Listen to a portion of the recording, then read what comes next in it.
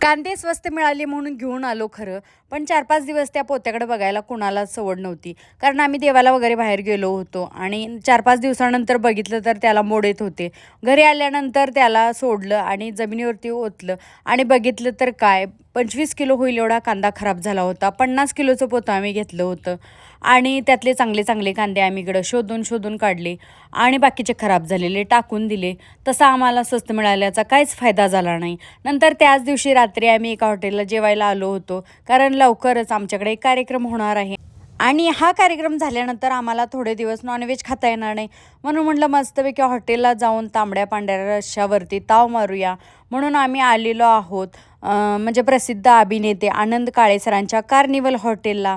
खूप छान असं इथं जेवण होतं आणि तुम्ही बघू शकता की आम्ही स्टार्टरसुद्धा घेतला होता. जास्त स्टार्टर घेत नाही, कारण नंतर मग आपल्याला जेवण जात नाही, म्हणून थोडंसं चिकन मॅग्नेट घेतलं होतं.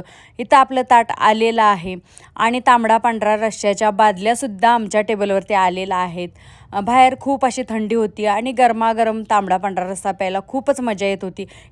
हे आहे मटण फ्राय, किमा वाटी, पांढरा रस्सा, तांबडा रस्सा आणि दही कांदा आणि आम्ही रोटी मागवली होती. भाकरी चपातीसुद्धा होती, पण आम्हाला रोटी पाहिजे होती. जेवण झाल्यानंतर याच्याशिवाय तर काय आपल्याला जेवल्यासारखं वाटत नाही, म्हणून शेवटी खडी साखर आणि बडीशेप खाली. नंतर थोडंसं फोटोशूट केलं आणि नंतर आम्ही भेटलो आनंद काळे सरांना. त्यांच्यासोबतसुद्धा फोटो घेतले आणि नंतर आम्ही घरी